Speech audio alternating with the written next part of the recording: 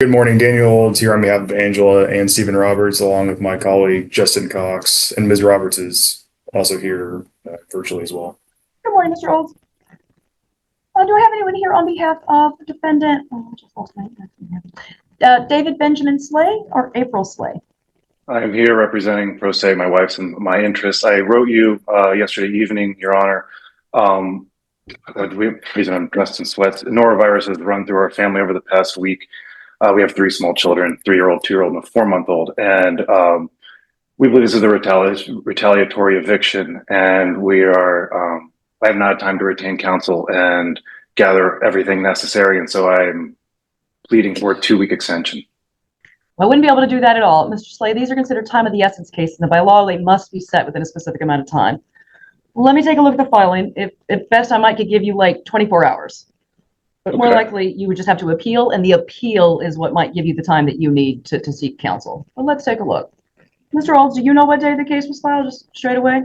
It was, I believe it was September 19th. Let me double check that. Yep, no, you're right, 19th. Let's take a look. All right. And Your Honor, I would just point out. Oh, don't. I'm trying to count. One. Okay. All right, Mr. Olds, go ahead. I was going to say, Your Honor, a week after that was filed, Mr. Slay emailed one of my colleagues here in my law firm the draft lawsuit that he said he was going to file or have filed in Travis County District Court that was purportedly signed by an attorney against my clients, Angela and Stephen Roberts. And so I think, this notion that he wasn't able to find an attorney for this lawsuit rings a little hollow, and he was able to apparently find one to tee up a lawsuit against my clients in district court. So, Mr. Olds, what you're saying is that the defendant has sued your clients in district court? No. He has not sued them, but he was threatening a lawsuit. So he sent a draft lawsuit that was fully drafted against my clients. Was it from counsel? No. He sent that to one of my colleagues, but it was signed by apparently an attorney. Okay. I'm happy to share my screen if the court wants to see that. Yeah, Mr. Olds, so you got a letter from a lawyer on behalf of the defendant? My colleague got an email from Mr. Slay himself with a draft lawsuit involved in that. I don't know how Mr. Slay found this lawyer. I think he has the same last name. So that's, again, I'm getting lost. Mr. Olds, you got a letter from the defendant, but the defendant sent you a letter from a lawyer that has the same last name. Is that the story? No. My colleague and my law firm received an email from David Slay. Okay. That email contained an attachment of a draft lawsuit that was styled against my clients that looked like it was going to be filed in Travis County District Court. And it was purportedly signed by an attorney, I believe with the same last name, so there might be a relation to Mr. Slay. But so my point is that he seemed to be able to find an attorney to do that, all right, but not to represent him here. You received your colleague at your firm received a letter from the defendant, and the defendant sent a letter from a lawyer. It was a draft lawsuit. An email, yes, with a draft lawsuit, yes. All right. Mr. Slay, is that correct? Did you send a draft of a possible lawsuit? My mother-in-law is filing a lawsuit against the plaintiffs for negligence and duty of care. When we moved in, we noted that the lighting in the back stairway, among many other things, was out. And after months and months of having the lawn care company out and assess it, we received notice, which we included with our email to the plaintiff's law firm, that they refused to repair it. And my mother-in-law slipped and fell down the back stairs and broke her foot. And that's all documented. She was over at St. David's Urgent Care Bee Cave shortly thereafter. And so I'm, yeah. So that is. Did a lawyer draft up a potential lawsuit? Yes, my father. Your father is a lawyer? Yes, he is. He practices in Houston. Then Mr. Slay, I'm going to deny your motion to continue. All right, Mr. Olds, what's this case about? This case, simply put, is about Mr. Slay's failure to pay rent. Non-payment. Okay. And he's and my client. So I had my client on the stand if the court wants to hear her actual testimony. But y'all, it's a non-payment matter. Give me the set of facts, and if there's a dispute, then I'll take the witnesses. But it's non-payment. So how much monthly rent? Absolutely. So there was a lease entered into between my clients and Mr. Slay. That lease ran from October 21st, 2024, with an expiration date of April 20th, 2025. On about April 9th, 2025, my clients provided the tenants the written notice of lease termination pursuant to the lease agreement, which requires a 30-day notice of lease termination. Sent that notice. Tenants did not vacate by May 20th, 2025, and have continued to occupy as holdover tenants since that date. Pursuant to the lease, rent is actually 3 times the normal. So the rent amount was $15,000 per month during the time of the lease. Since they're holdover tenants, it's actually now $45,000. That's beside the point because it hasn't paid that amount.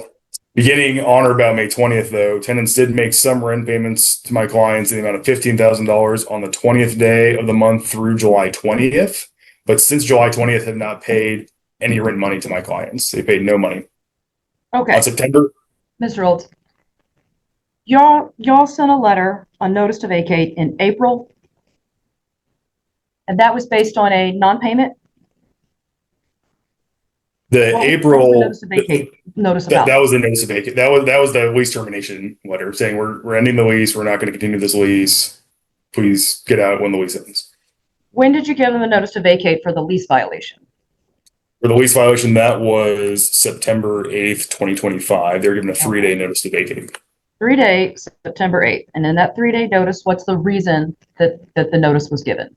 What's the violation? Sure.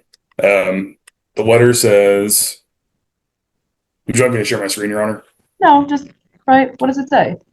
Sure. It was basically, despite the landlord's April 9th letter, you did not vacate the property by May 20th, 2025. You've occupied the property as holdover tenants, pursuant to the lease. So the 2 notices are because you're a holdover and you haven't made payment. I'm looking at the Yes. letter, September 8th, via Yes. U.S. mail and certified mail, 3-day notice to vacate pursuant to Texas property code. This letter is Yes. written on behalf of the landlords. As you're aware, you have a residential lease. The lease expired April 20th. By a letter dated April 9th, we notified you that your tenancy was going to terminate the following month. You must vacate. Despite getting that letter, you did not vacate. So 1, you're a holdover. And 2, you haven't paid the rent as required as a holdover. So when he became a holdover, the rent tripled to $45,000. That's correct, Your Honor. Did he attempt to pay the $15,000? He paid the $15,000 through July, but has not paid anything since July. Your Honor, No payment. by and through, So he paid July, Mr. Olds? Well, he paid $15,000 through July 20th of this And year. so rent had been being paid on the 1st of the month. Is that what the lease required?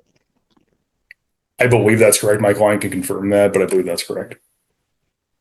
So a dispute arose in April about whether or not he was a holdover. And even if there's a holdover, there's a dispute about whether it's $15,000 to $45,000. Was there a point at which he paid nothing toward the rent? Yes, beginning the last payment he has made was July 20th. He has not paid any rent since then. All right. And has a copy of the lease been provided? Yes, Your Honor. That is, I believe, Does the lease exhibited. have the terms of the holdover and the renewal rates? It does. Oh, do you recognize this as a copy of the lease from your client? That looks correct, Your Honor. Mr. Slay, is this like a copy of the lease you signed? that is the original one through April 20th. We signed an extension through October 20th, which council has failed to mention. Mr. Slay, we're gonna get there. I want to see y'all's lease, right? Sure. This lease says it's October 21st through April of 2025. This is the lease the parties entered into. Mr. Olds, were there any additional leases signed besides this one? I'm not aware of any additional leases, Your Honor, no. Mr. Slay, just yes or no? Did you sign any additional leases? Yes. Okay. Automatic renewal happens everyone, goes month to month unless you get 30 days. So it ended April 20th. And when did y'all said April 9th, you gave him the notice of non-renewal? That's correct, Your Honor. Told him to be out by end of May. I believe it was May 20th.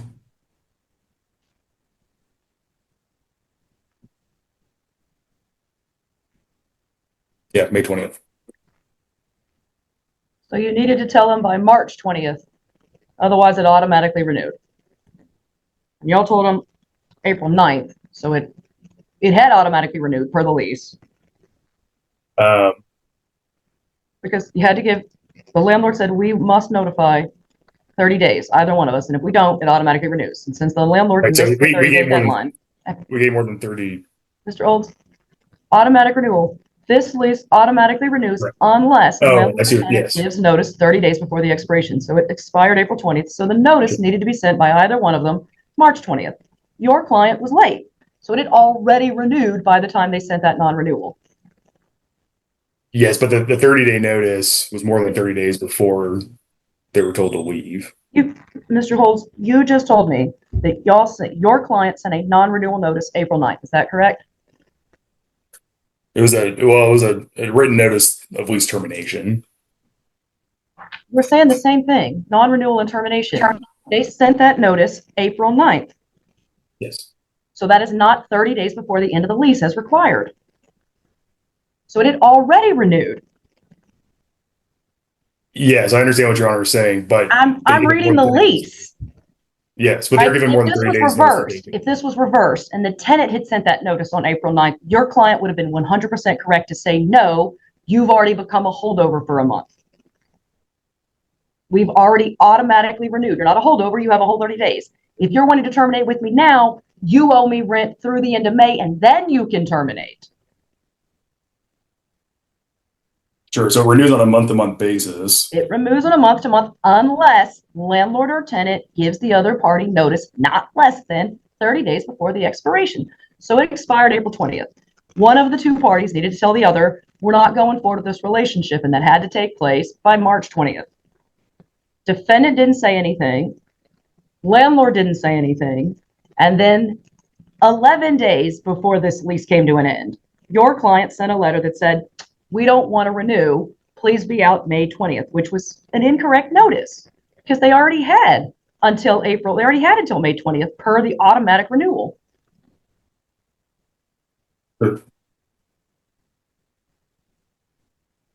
Yeah. Right? Okay.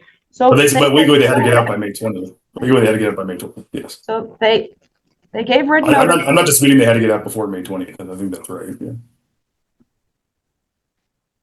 All right, so they said we don't wish to renew. And at this point, when the non-notice was sent, April 9th, tenant was current in the rent? Yes. Okay. And then May rolls around. Tenant pays the May? It did pay the May. And how much did he pay in May? I believe it was the $15,000. And did your client send him a letter that says, hey, you're short, you should be paying us 3 times that amount? I don't believe they did for May, no. Okay. How about in June? Did the defendant pay in June? They paid June and July $15,000 through July 20th. Rent was due the 20th. In August? I'm sorry? So in August, no payment was made at all? No. All right. So then we get to the September notice to vacate. As you're aware, you previously entered into the lease. That's true. The lease's primary term ended April 20th. I would say I'm looking at the notice to vacate, and I would say that I would disagree with the first assertion in this one, right? So I don't deem him as a holdover at first because the landlord gave a notice to not renew, but they were late in doing it, so he got an extra amount of time, right? But after that, landlord said, I don't want you anymore. Then it did become what would have been a holdover, except that, well, the fact that you paid doesn't change that situation. So he is a holdover at some point. It's just not as soon as you asserted it as it's put here, right? But it gets there because the notice that was sent, even if you pushed it out, only got him through the end of, at best, June. So in July, there's a holdover situation. In August, definitely a holdover situation. And so the September 8th letter is misstating of the dates, but is not incorrect in that a holdover exists. All right, but let's look at the non-payment because that's also a situation. Now, payment wanted to be 3 times the rent. So by the time we get to August, let's go back to the lease. Mr. Olds, where in the lease can I find the renewal rate or the holdover rate that triples it? It's paragraph 22.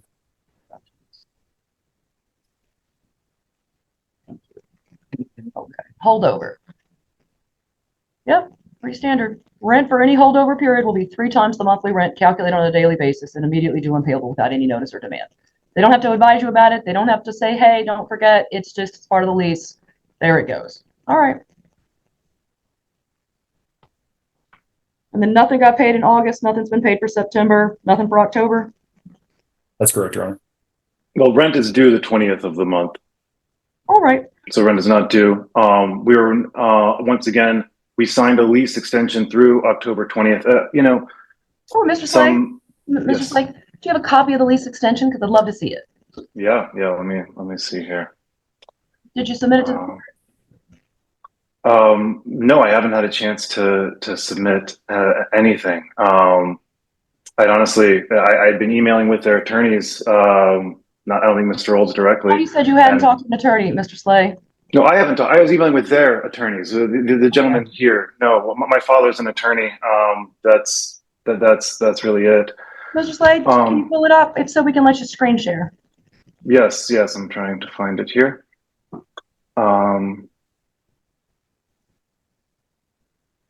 Here it is. Okay, how do I screen share? We're going to make a limited share. Mr. Slade, I'm going to give you a warning. I give this to everyone. When you screen share on Zoom, if you're not familiar, it will literally share the whole screen. So if you have extra tabs open or instant messages that pop in, maybe minimize all of those things so that when you choose to share your screen, it's going to show all open things on your desktop. Just FYI. I've also learned a lot about Zoom in the last 6 years. And then, Your Honor, you're the host. Oh. Okay. All right. There you go, Mr. Slay. I'm giving that back to you, Brochet.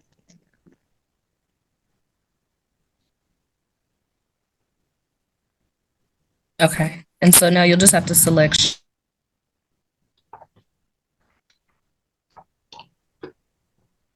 And I would add, this was negotiated between our real estate agent and their real estate agent, and we have the text messages that say that they agreed to this, and yet they, we found out really, April and I signed this back in May, or whenever this was executed, and then You they haven't never shared sent the us. screen yet. Oh, I clicked the button. I'll try again. Okay, there we go. All right, so that's the lease. Show me the renewal.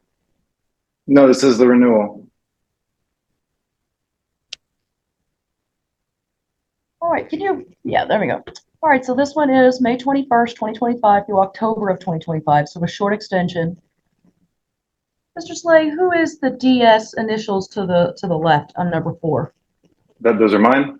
And who is the AS below that? That is my wife, April. Where did you get this document from? This was sent to, by their real estate agent to our real estate agent to us, signed via DocuSign. Mr. Olds, can you confirm with your client if that is correct? I have not seen this before, Your Honor. I'm not sure my client has signed it. I don't see anywhere that they have That's signed not it. what I asked. Did they send it? I'm not aware. My client's on the call. Would you like to take a minute and ask him? Because this isn't a very specific kind of document here that directly contradicts the things that you told me. So Angie, if you want a could you minute please to get on confirm it? with your client, we can, but like if they prepared and sent this to the defendant, that's an offer to renew. And if they signed it, they're stuck with it. Sure. If I could Really any holdover talk to argument. if I could talk to my client really quickly. Why don't we take a short recess and we'll give you a chance to go into a private breakout room. All right, Mr. Slave, let's Okay. stop screen sharing. Stop screen sharing? Yeah, we can stop screen sharing. What we'll do is we'll give it a recall. Okay. Mr. Olds, if you need a moment, we can give you a breakout room. Otherwise, you can put yourself on mute and contact your client. Mr. Slave, please don't go anywhere. You can also put yourself back on mute. We're going to go to the next case and we're going to recall this one, okay? All right, just real quick, when we left, we were taking a look at a renewal that Mr. Sly said he had received from the plaintiffs. All right, Mr. Olds, what did you discover?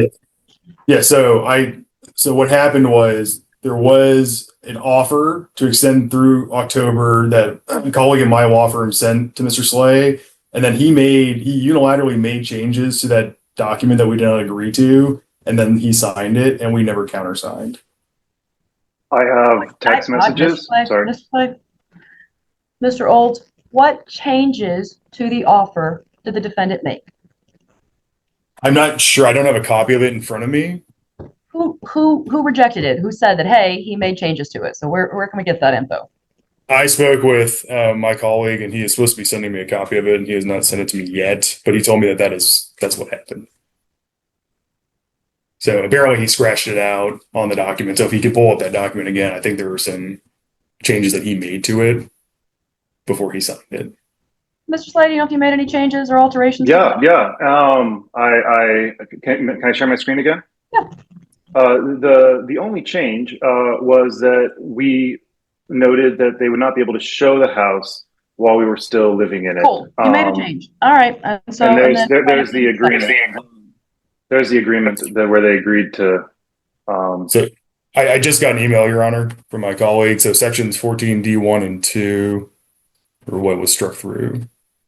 All right. So Mr. Slade, you wanted to make changes, and you said, hey, I've sent it over.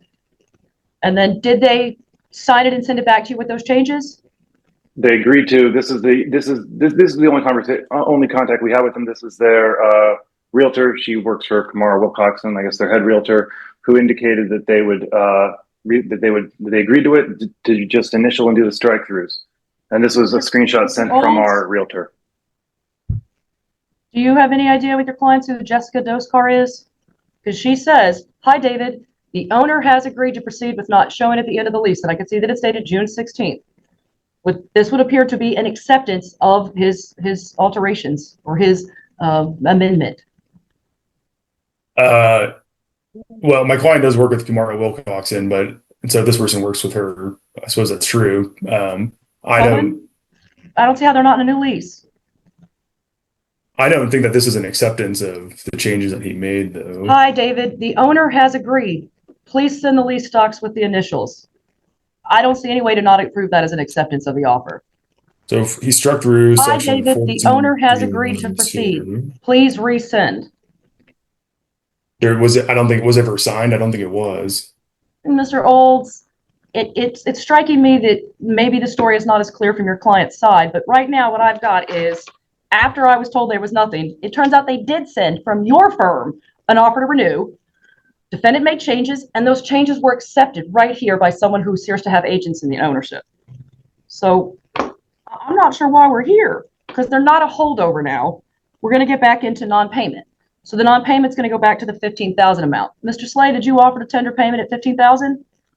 I had been doing that until we were notified. And here I can share this screen too. Does this automatically share? Do I have to stop share and reshare?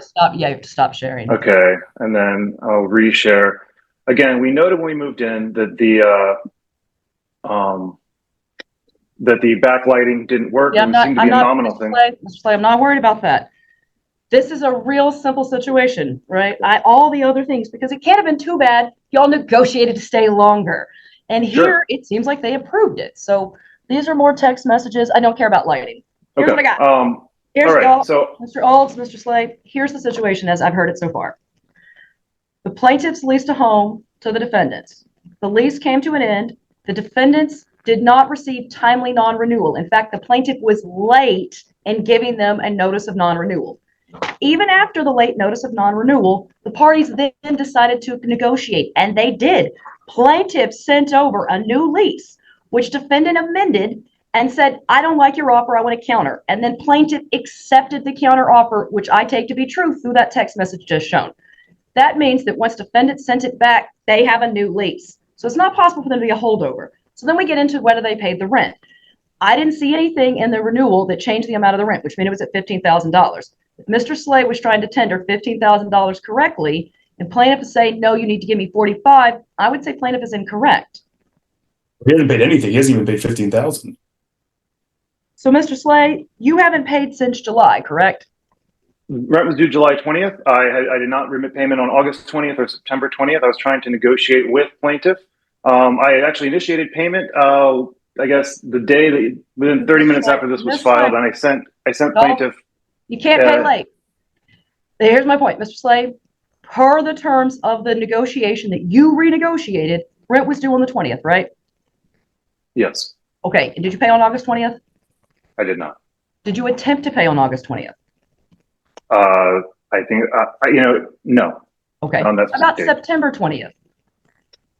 Well, September 20th, they filed this notice before Yes, then. but you're still this in eviction possession. notice. The fact that they're trying to evict you doesn't mean you don't owe them rent. So actually, I actually initiated payment for all 30,000 on the 19th.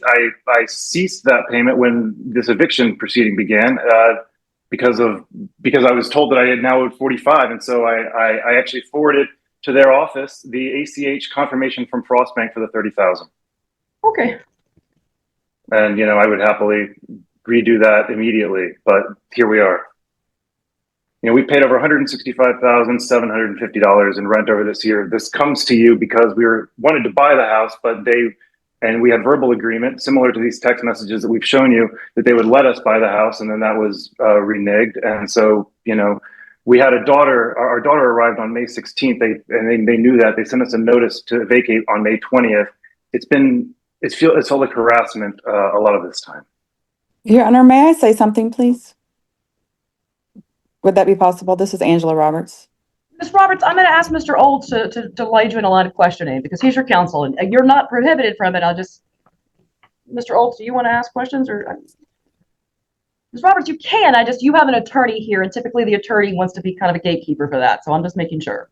If Ms. Roberts wants to say something, I'm fine with that. Go for it then, Ms. Roberts. Yes. So, just the summary of events is that we've been very good to them, and they've been dishonest with us about the ability to finance, and even sent an email saying that they were trying to get a line of credit with Frost to be able to pay, and then basically sent a blackmail email to the attorneys, which I have never seen anybody say, if you don't allow us to stay and work with us, we're going to sue you, have our mother-in-law sue you. That email was sent to my attorneys to tell me, and I've never been treated that way, and we've been very good to them and have been very understanding through a lot of this. And I just want it to be over because we've bent over backwards. We even accepted them when their credit score was low, and we've been nothing but decent human beings. And I don't think we've gotten that in return. And that's all I wanted to say. All right, Ms. Roberts, thank you. Mr. Olds, Mr. Slay, Ms. Roberts, thank you all today. As I look back at the paperwork, I find that the answer lies in the notice to vacate. I'm going to share my screen, okay? So this is the notice to vacate, which starts the process for an eviction suit like this. It is a necessary required letter. You must provide this as the landlord to the tenant. The notice must it must be correct in the notice that it gives, right? When I read this notice, I find it to be factually incorrect. I'm going to explain why. One of the first things you say is that the term has expired. I don't find that that's true. I find that's not true for two reasons. One, per the terms of the original lease, the landlord and the tenant both had a duty to notify at least 30 days in advance. The landlord did not do that. And since tenant did also not say anything, it automatically renewed for another month. So it's not possible for that original that holdover to be true right? Even beyond that, parties then negotiated in good faith for an extension of the renewal. Now, maybe that's because y'all were trying to buy the house and deep down, all parties thought y'all were going to make good money at the end of this. Someone's going to get a house, the landlord's going to walk away with big money, right? But I can see that the landlord sent over a new lease, a very new lease, clearly through October. And then the tenant modified that and sent it back and said, we'll accept it with these changes. And an agent for the plaintiff said, we accept. And it's not necessary for the plaintiff to sign the lease because they sent it and they agreed and they received it back. They're getting the benefit of that, right? So with that renewal, unless it changed the rent was still $15,000. So when this says that you're behind because you owed treble times, that's an incorrect statement of fact as well. For those two reasons, this notice is ineffective, and today it's going to be a judgment for the defendant. Mr. Colds, the client can absolutely appeal my decision. For this type of case, I would also set the appeal bond equal to 1 month of rent, so it would be $15,000. Certainly, I recognize that's a substantial amount of money. So if your client can afford that, which might very well be a thing that you don't have that much cash readily available, they may qualify for the affidavit of inability. And that But the fact that you have a lawyer doesn't necessarily change some of that situation. So you both have 5 days to appeal. You can also do other things with it. All right. So that's it. All parties are excused. Thank you. Thank you.